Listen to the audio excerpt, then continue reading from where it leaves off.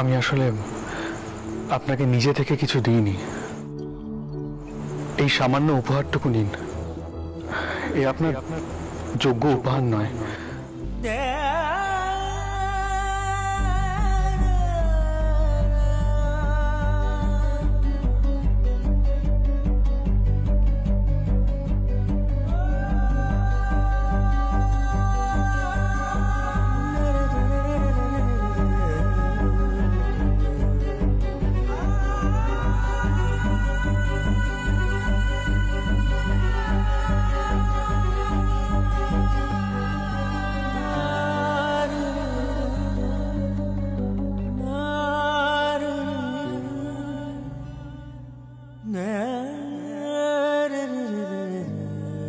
শুভ জন্মতিথি।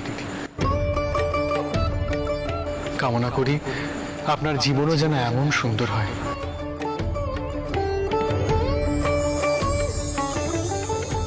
চাপা ফুল? আপনি কি করে জানলেন আমার প্রিয় ফুল চাপা?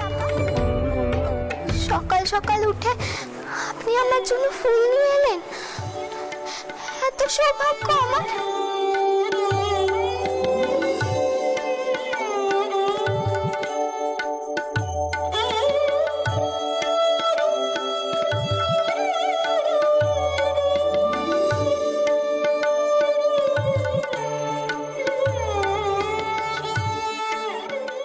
হয়তো কেউ মনে রাখেনি, কিন্তু আমি আজও ভুলিনি তোমার জন্মতিথি।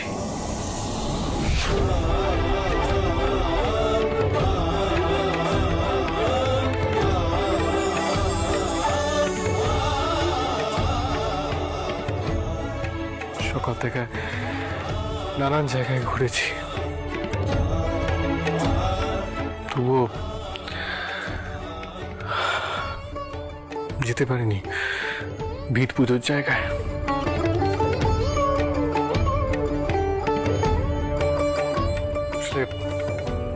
আসলে আজকের দিনে লোকজনের ভিড় শোরগোল আমি সহ্য করতে পারি না।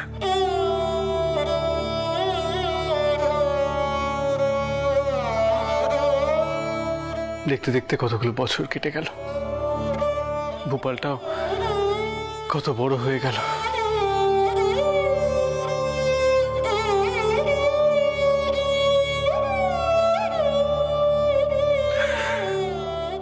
তবে আজও তোমায় ভুলতে পারিনি। এখনো তোমার কথা ভাবলে কষ্ট হয়।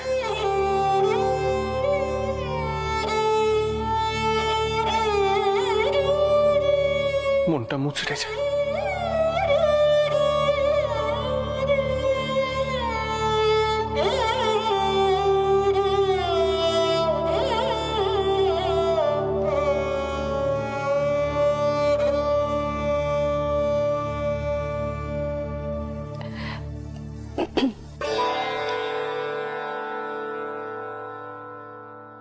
আচ্ছা, আমি কইছিলাম কি আপনি তো সারাদিন কিছু খাননি।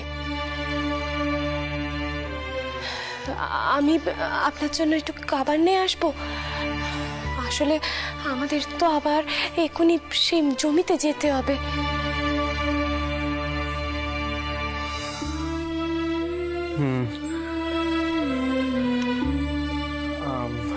আমার মাথাটা খুব ধরেছে, বুঝলে?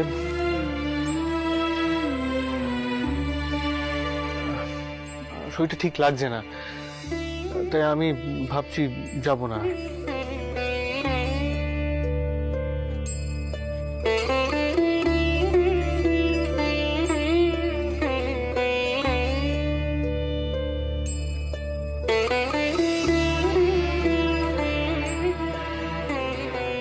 না না, ওভাবে আবার কি দেখছো? তুমি নিশ্চয়ই চিন্তা করছো না? আমার শরীরে কিছু হয়নি, ঠিক হয়ে যাবে এটা। আচ্ছা, আমি যে যাইনি, মা খুব চিন্তা করছিলেন না? আমি মাকে বুঝিয়ে কইব।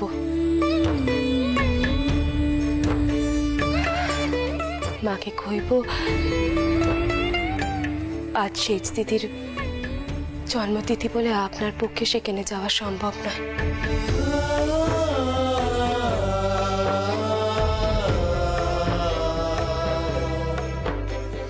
মাও ঠিক বুঝবে।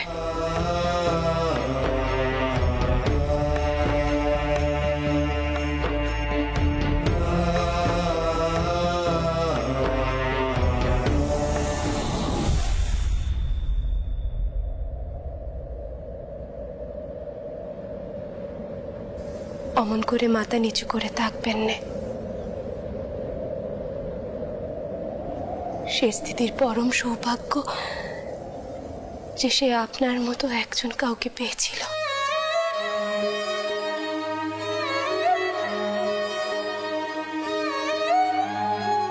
কিন্তু এ আবার তারই দুর্ভাগ্য যে সেই সুখ তার কপালে বেশি দিন সইল না।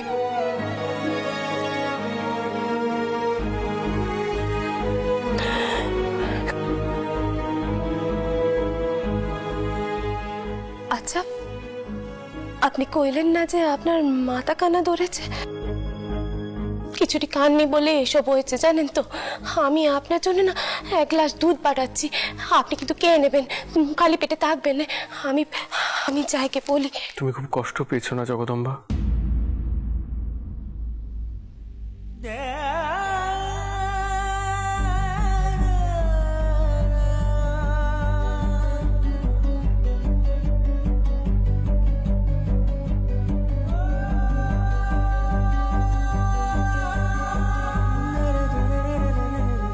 হয়তো একটু পেয়েছি,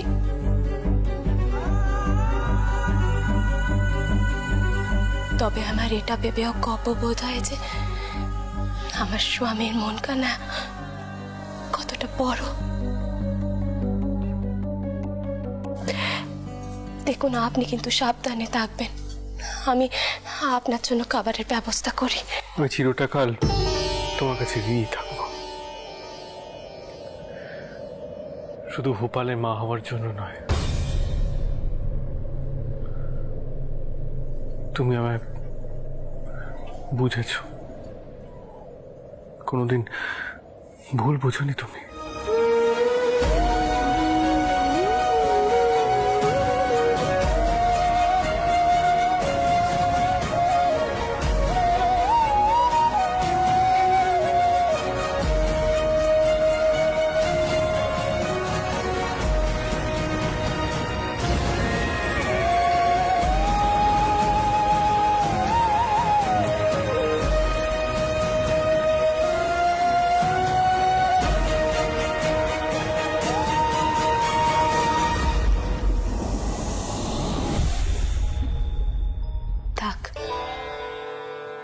এই বয়সে আমার প্রশংসা করে মন বোলাতে হবে না। জানোই তো, মন ভোলানোর বিদ্যা আমার জানা নেই। যা মনে হয় স্পষ্ট বলে দিই।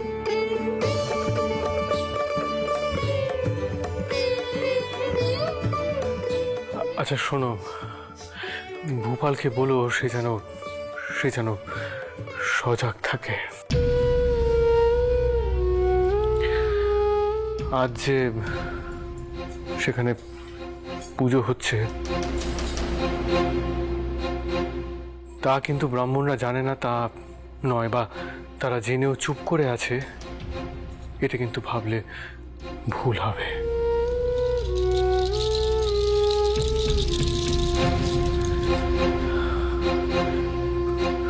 সেখানে যথেষ্ট লিটেল আছে, সে যেন তাদের পাহারায় রাখে আর নিজেও যেন চোখ কান খোলা রাখে।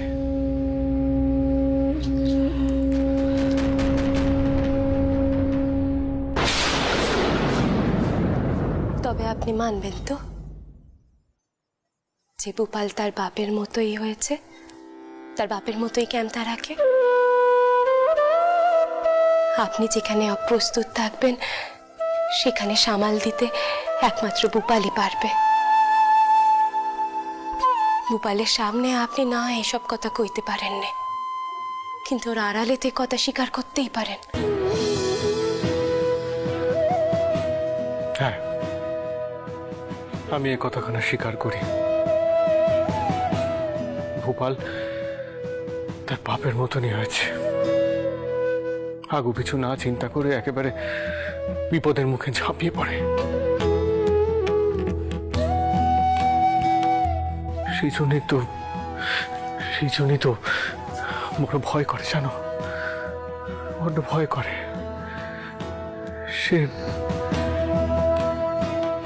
সে কারণে আমি তাকে আগলে রাখি,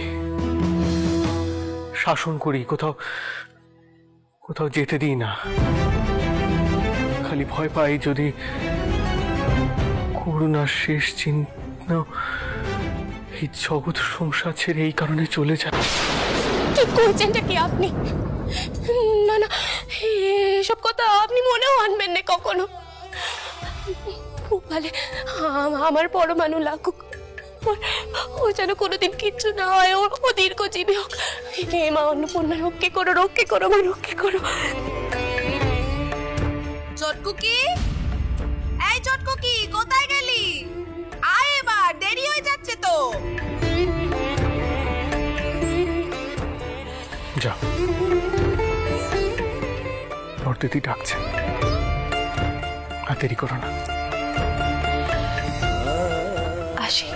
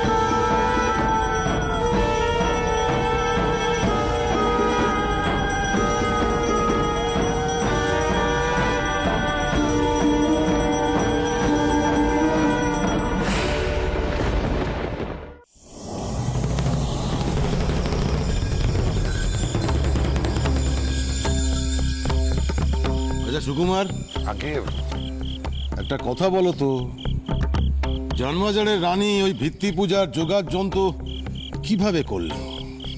কে করলো ওই বাড়ির পুজো? তোমরা এ বিষয়টা একদম দেখলে না? আগে আগে তর্কালঙ্কা মশাই, আপনি বলে দিন শাস্ত্রী মশাই। হ্যাঁ বলছি সুকুমার। শাস্ত্রী মশাই, ওই জানবাজারের রানীমার মাসোহারায় বেশ কিছু ব্রাহ্মণ ঘর প্রতিপালিত হয়। তারাই লুকিয়ে লুকিয়ে ওই জানবাজারের বাড়িতে যান। সুকুমার, অর্থাৎ তোমরা জানো অথচ কোনো পদক্ষেপ নাওনি। মার্জনা করবেন শাস্ত্রী মশাই। আমাদেরও তো জানবার প্রয়োজন আছে ওই বাড়িতে কি সিদ্ধান্ত হচ্ছে না হচ্ছে। এই যে ভেদ পুজো, সন্ধ্যা আরতি, এসব তো জানতেই পারতাম না। ভেতরে ভেতরে ওই রানী মাঝে কত কিছু করে নিতে পারেন তার কোনো ধারণাই নেই আপনার। একবার জানেন, আপনার জ্ঞাতার্থে জানাই, যে কোনো একটি বিশেষ কারণে ব্রাহ্মণ দল ওই বাড়ি পরিত্যাগ করেছিল। তখন কড়া নজর রেখেছিলাম আমরা, কিন্তু ওই রানীমা কি দুঃসাহস তার, বারাণসী থেকে ব্রাহ্মণ দল নিয়ে এসে পূজা সমাপ্ত করলেন।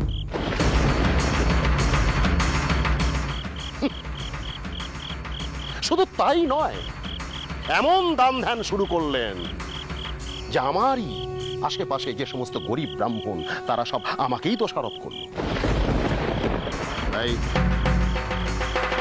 এবার অনেক কিছু দেখে না দেখার ভান করেছি আমি। কিন্তু এতে তো গুরুদেবের অপমান হচ্ছে তর্কালঙ্কার। না শ্রীজীব, শ্রীজীব,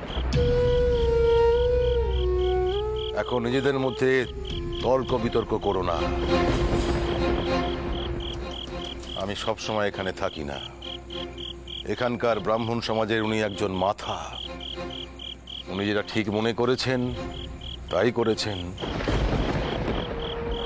এখন এ বিষয় নিয়ে কোনো রকম তর্কাতর্কি হোক, এটা আমি চাই না। আমাদের উদ্দেশ্য ধর্ম রক্ষা করা। চলুন তর্কালঙ্কার মশাই, হ্যাঁ শাস্ত্রী, এগোনো যাক।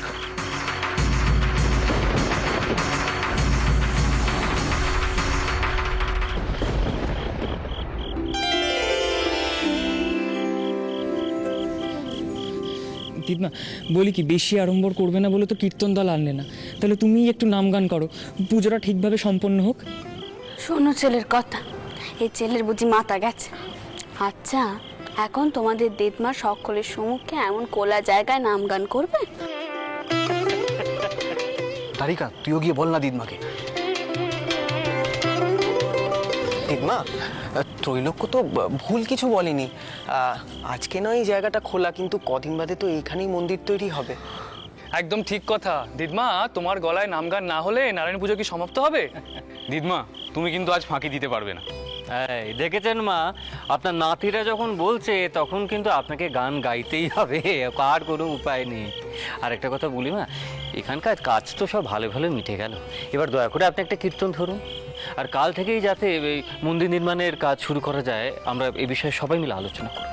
দিদমা, কোনো কথা শুনবো না, তোমার এখন গাইতেই হবে। আমি কইছিলাম কি, আমার কিন্তু মনে হয় এক্ষুনি বাড়ি যাওয়া উচিত। না মানে বাউনরা আশেপাশে কোথাও আছে কি নেই তাও তো আমরা নিশ্চিতভাবে কেউ কইতে পারছি না। দোহাই পথ, তুমি দয়া করে তোমার মন থেকে ভয়টা বের করো।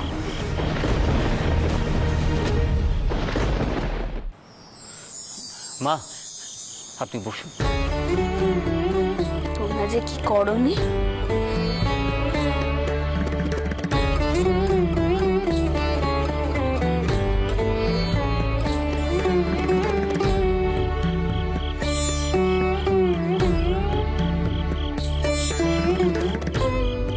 মা, এবার শুরু করো। দাঁড়াও চটকুকি, দাঁড়াও, একটু সবুর করো। জয় রঘুবীর, জয় রঘুবীর।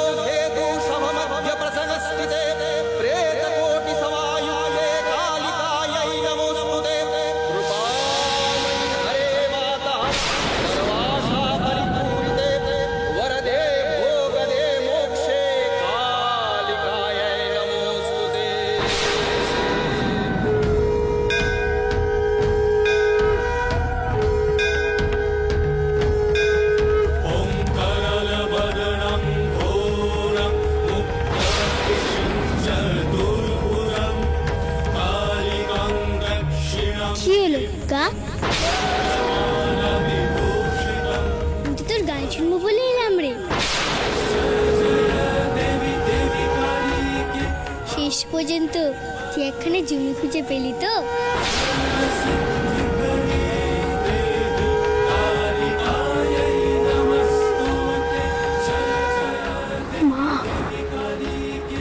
মা গো